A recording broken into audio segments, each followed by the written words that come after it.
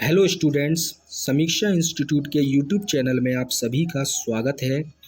मध्य प्रदेश पटवारी परीक्षा के कंप्यूटर विषय के अति महत्वपूर्ण प्रश्न समीक्षा इंस्टीट्यूट के माध्यम से तैयार किए गए हैं, जो आपकी तैयारी में बहुत ही यूजफुल होंगे। चलिए स्टार्ट करते हैं फर्स्ट प्रश्न के साथ। देखिए, आप एक वर्कशीट को जूम कर सकते हैं प्रिंट प्रीव्यू में माउस पॉइंटर की सहायता से, प्रिंट प्रीव्यू टूलबार में जूम बटन की सहायता से, व्यू मेन्यू में जूम कमांड की सहायता से, या उपरोक्त सभी। देखिए, एक वर्कशीट को जूम करने की ये तीनों ही प्रोसेसें होती हैं। हम प्रिंट प्रीव्यू में माउस पॉइंटर की सहायता से भी जूम कर सकते हैं, प्रिंट प्रीव्यू टूलबार में जूम बटन की सहायता से भी जूम कर सकते हैं, और व्यू मेन्यू में जूम कमांड की सहायता से भी हम वर्कशीट को जूम करा सकते हैं। इसलिए इसका आंसर होगा उपरोक्त सभी।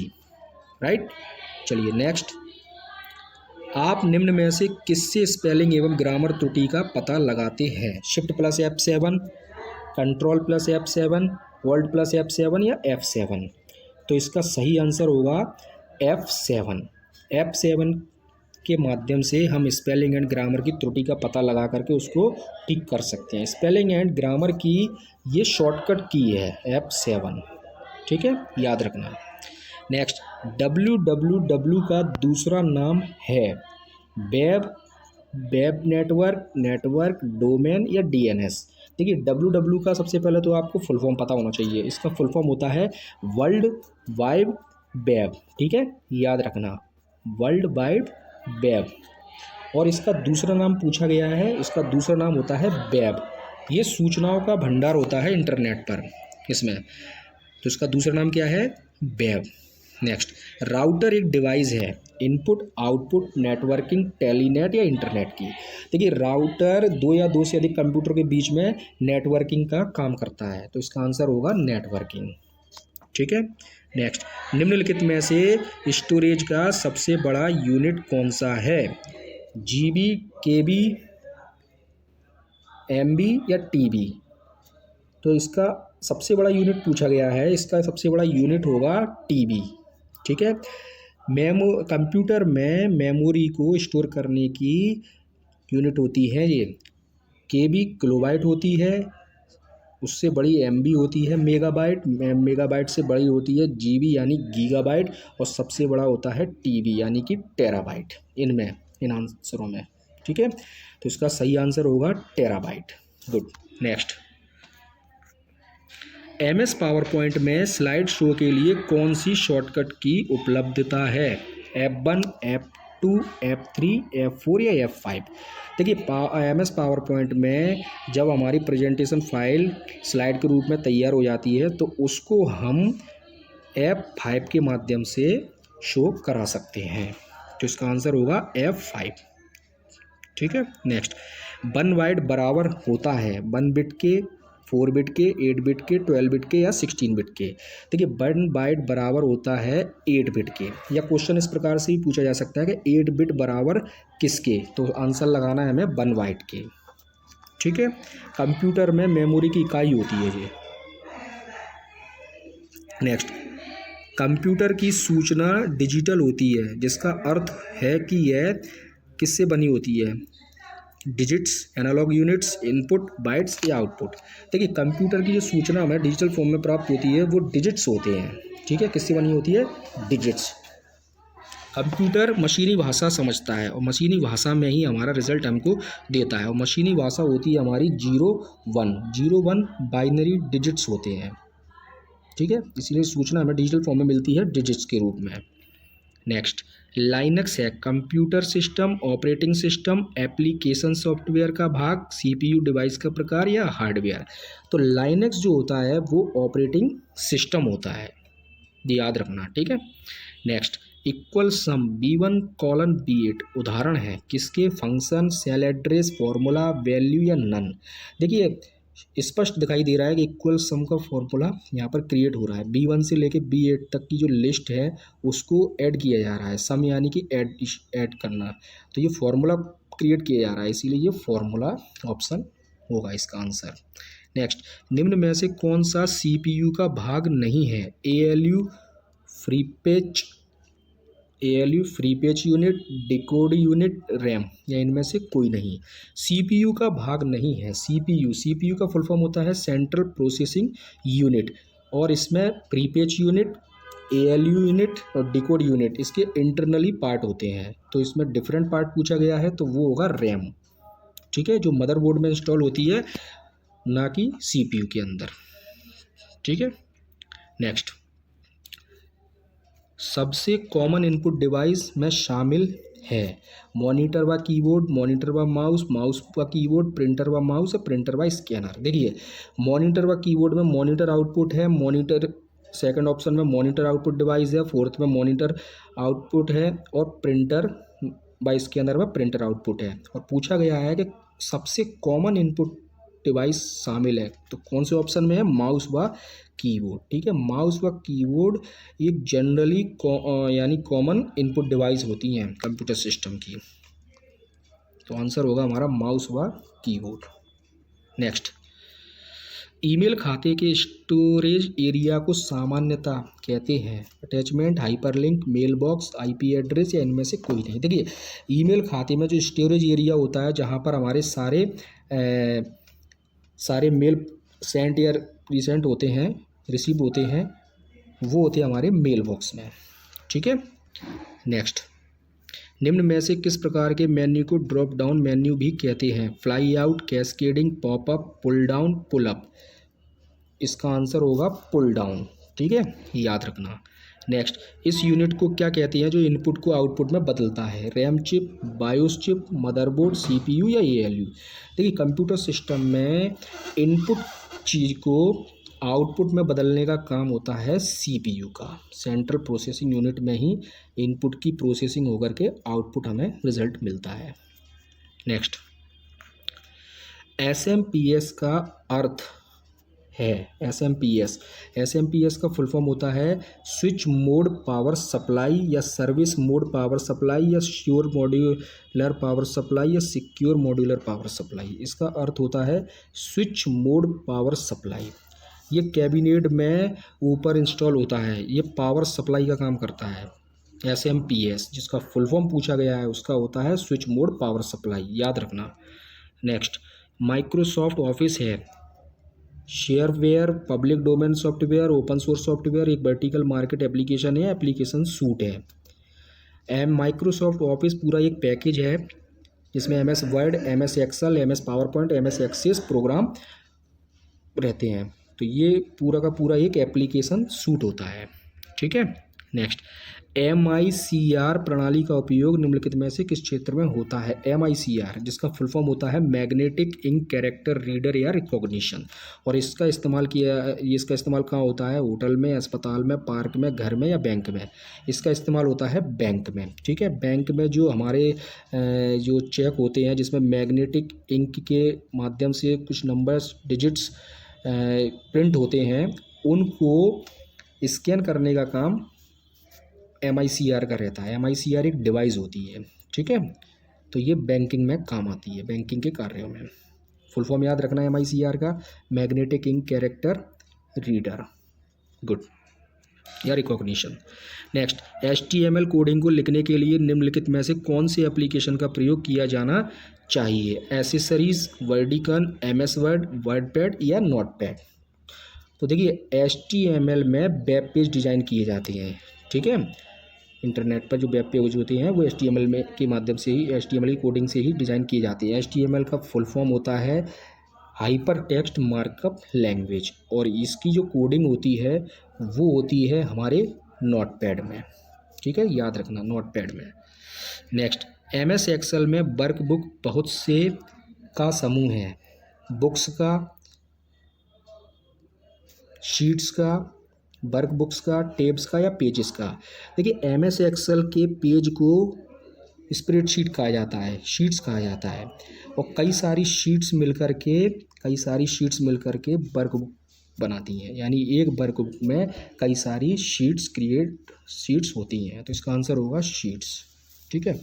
नेक्स्ट, MPEG का फुल फॉर्म क्या है?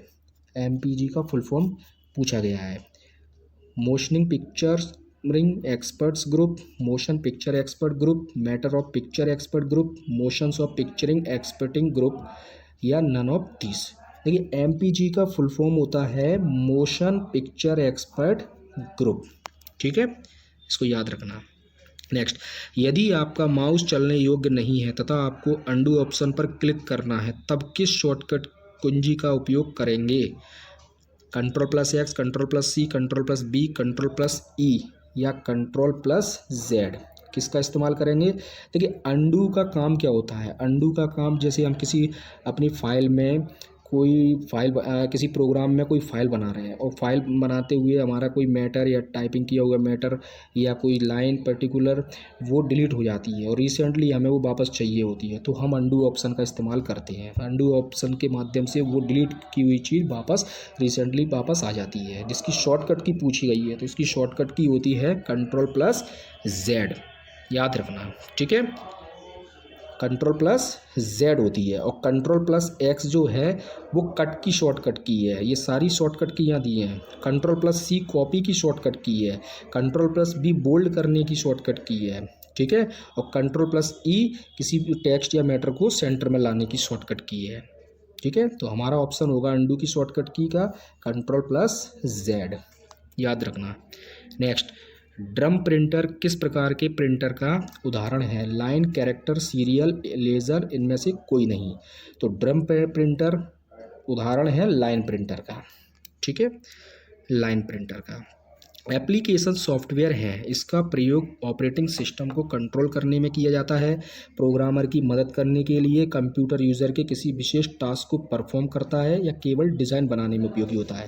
देखिए एप्लीकेशन सॉफ्टवेयर जो है वो कंप्यूटर यूज़र के किसी विशेष टास्क को परफॉर्म करता है, ठीक है, याद रखना। नेक्स्ट, प्रिंट के लिए कौन सा मेन्यू सिलेक्ट किया जाता है? स्पेशल, फाइल, एडिट, टूल्स, या इनमें से कोई नहीं। देखिए प्रिंट के लिए हम फाइल ऑप्शन का, फाइल मेन्यू का चयन करते हैं, ठीक है, या किसी प्रोग्राम में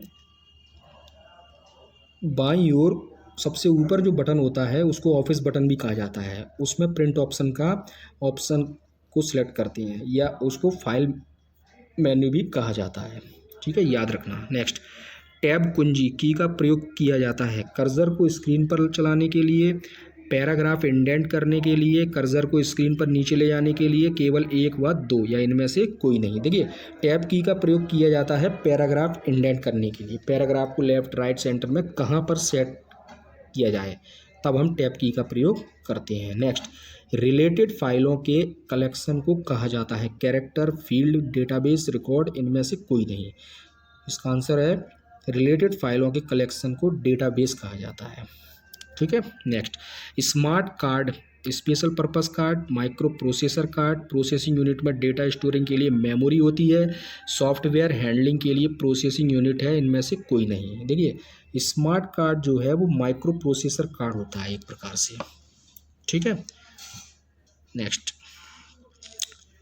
सीपीयू का वह भाग निम्न में से कौन सा है जो सभी कंप्यूटर कंपोनेंट्स की गतिविधियों को कोऑर्डिनेट करता है? Motherboard, coordination board, control unit, arithmetic logic unit, या इनमें से कोई नहीं। बताइए इसका सही आंसर क्या होना चाहिए? कि सीपीयू के जितने भी पार्ट्स हैं, इनपुट डिवाइसेस हैं, आउटपुट डिवाइसेस हैं, या जितने भी कंपोनेंट्स हैं उनको कोऑर्डिनेशन यानी कंट्रोलिंग का काम कंट्रोल यूनिट करता है। कंट्रोल यूनिट सीपीयू का एक पार्ट है जिसका कार्य सीपीयू के सभी कंपोनेंट्स की गतिविधियों को कोऑर्डिनेट या कंट्रोलिंग करना होता है, ठीक है। नेक्स्ट, एक्सेल विंडो का कौन सा क्षेत्र मान एवं सूत्र इंटर करता है? Title bar, menu bar, formula bar, standard tool bar, या इनमें से कोई नहीं।